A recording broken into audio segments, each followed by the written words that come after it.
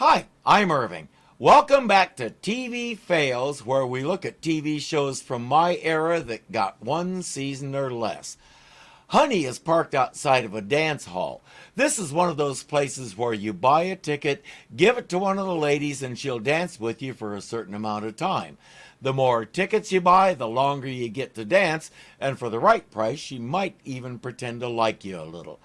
I'm not sure when these places went out of fashion, but honestly, I wouldn't have been interested anyway. First, I don't know how to dance, and second, I have paid for a woman's attention 2 times in my life. Both times what I paid was the cost of a marriage license, and both times it was the same woman.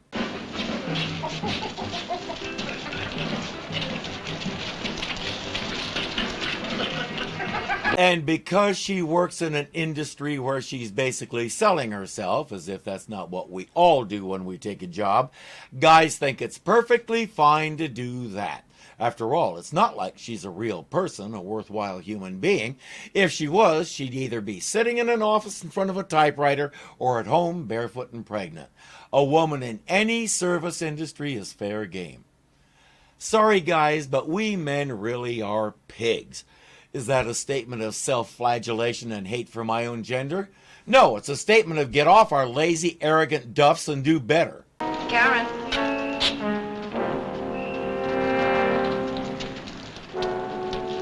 What do you want? Don't be afraid. I just want to talk to you. Karen, get back.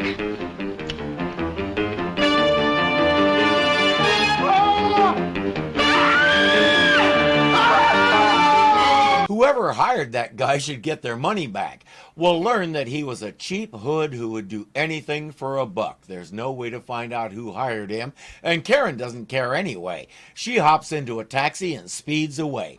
There's no way Honey will be able to follow her.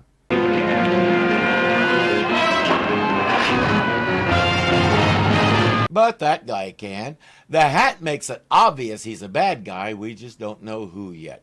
Honey calls Sam and reports. Of all the dangerous and fool things to do. If I told you one time, I told you 1,000 times. Sam, you're shouting. I am not shouting. Then why are you turning purple? Because I have a partner, a lady partner, Upsetting Bruce. who takes on cases without consulting me. Sam was out of town at the time and the fee was a nice big one, so she took it. While Aunt Meg is trying to play peacemaker with food, Honey lays out the scenario. Our client is Arthur Strickland, an attorney. Of Strickland, Coles, and Black, an attorney? He's only the attorney. Important, huh? She didn't bother to check before she took the case? Mr. Strickland called me on behalf of a client of his, San Francisco executive by the name of Charles French. For what? Mr. French has a sister, Karen. She's disappeared.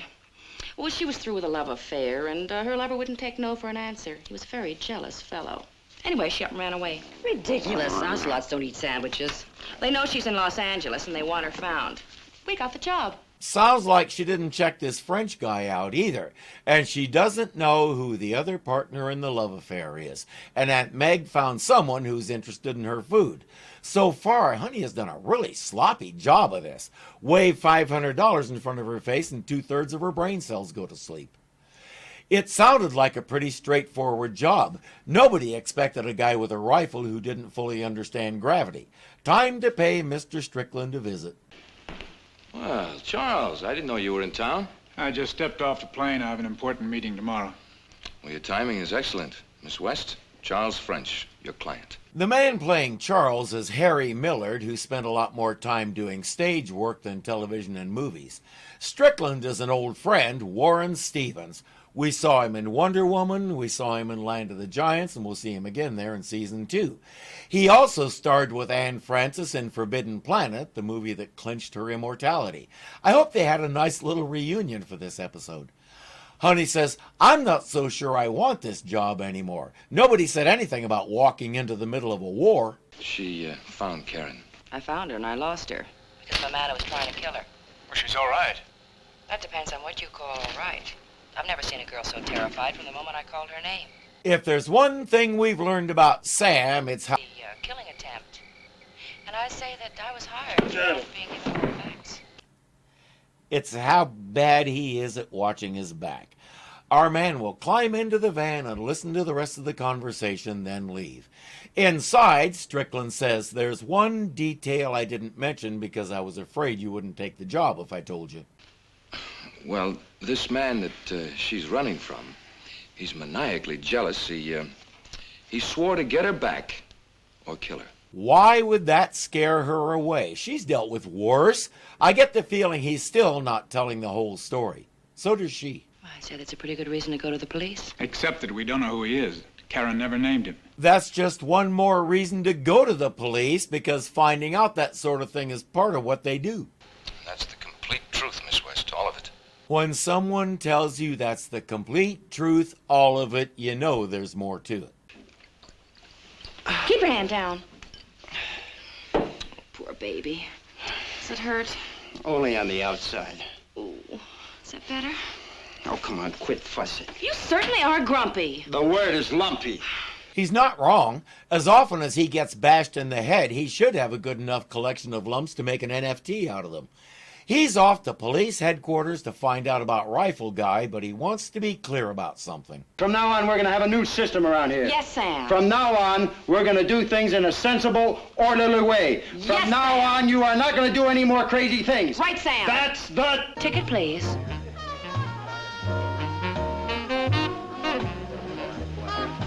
These two are predictable, but they make me laugh. Her expression as she says, "Yes, Sam, yes, Sam, yes, Sam," shows that she's really thinking, you keep talking, but all I hear is blah, blah, blah. Hey, you a new girl here, huh? Yeah, that's right, honey.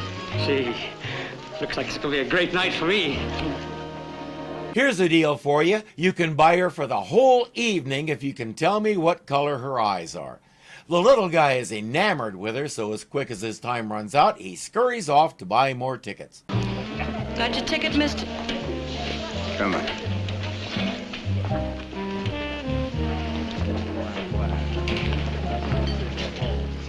Do you have to chew that gum? What in wrong?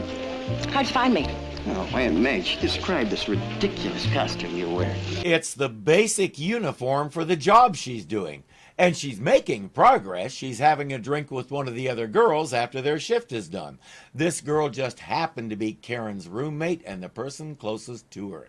That's more promising than anything Sam's been able to come up with. So, you were saying about Karen? Poor kid. I mean, I've never seen such a loner. Kept to herself, no friends. Vicky says she was running from something. She constantly changed apartments, was afraid of every little noise. She was definitely hiding from someone. Ah, not a cigarettes. Oh, I got some in my purse. I'll get them. I'll get them.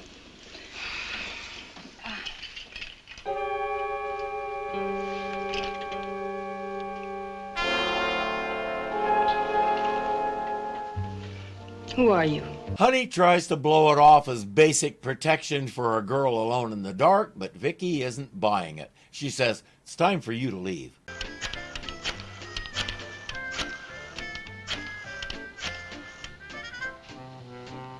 It's Vicky.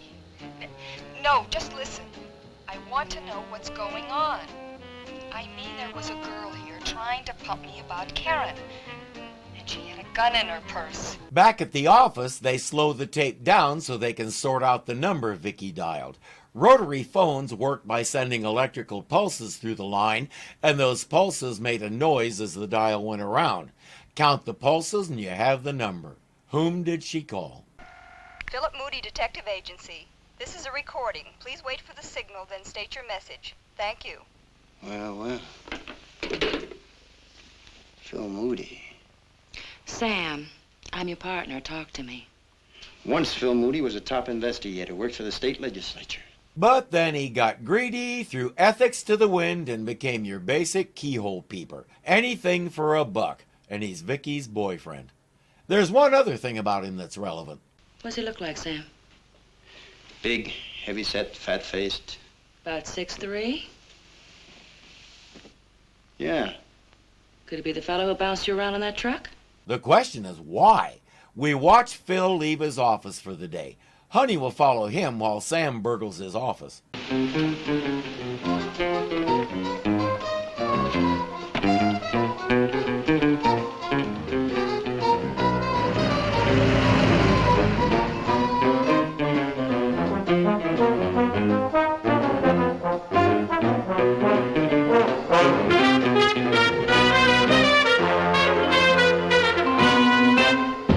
Right now, there's no way to know who the other guy is, but you can bet that Mr. Moody is now very, very dead. Mr. Moody, was it Charles French? Karen. He'll kill her. Where is she? Okay, maybe he's not dead yet. He has to give her an address first, and in good Hollywood fashion, he hangs on just long enough to do so.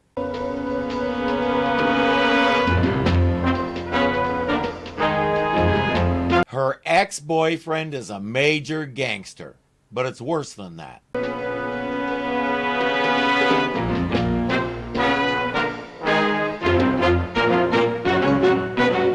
A crime committee is investigating his activities, and he's getting his legal advice from none other than our man Strickland. Thing is, the committee wants Karen's testimony. She was with him long enough and kept her eyes and ears open enough that she knows names, dates, places. She knows all of it, and the committee wants her to tell them. Charlie doesn't want her to tell them. Honey, forget it. We bought the wrong team. Get back to the apartment right away, here. Honey? Can you hear me? No, she can't. She seems to have her radio off. She's at the address Moody gave her, but nobody seems to be home. Karen.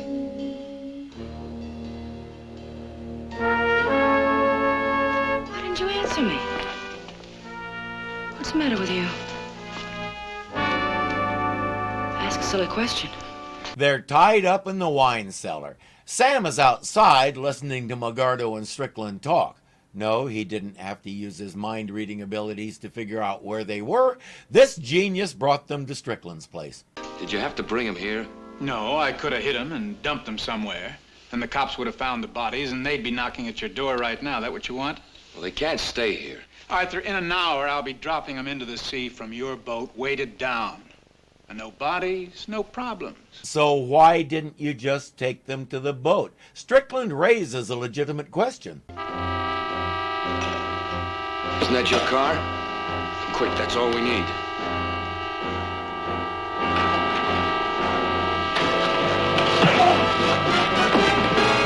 Charlie was making fun of Strickland for being a pen pusher with no guts.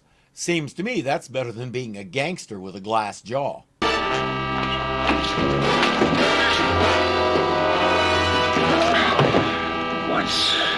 Where is she?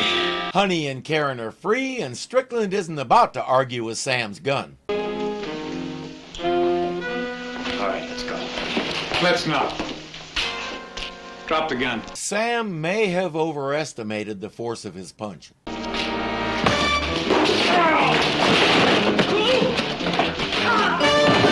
Sam may have overestimated his punch, but that's nothing compared to Strickland thinking he could take on Honey and not find himself flying through the air. Karen has her life back, and two very bad men are going to prison. And I'm starting to see why the show failed. The first two episodes promised us a gadget-laden romp with lots of twists and turns, and Honey having to use her gadgets to do the thing and the other thing and that thing over there. The past few episodes have not made good on that promise. The only gadgets we've seen her and Sam use are their radios, and they really don't even use those a whole lot. Sam's shotgun microphone has been working at Circus Off, and it's about the only thing we might call a gadget that we've seen. What happened to the microphone olives, the tear gas earrings, and all that? In 3 episodes, the show has become just another generic detective show. The only difference between this and any other detective show is this detective wears heels. That's not enough to sustain things for an audience who's expecting James Bond in lipstick. It makes people think they've been lied to. And even the star power of Anne Francis can't sustain a show in the face of that. Will it get any better as we go along?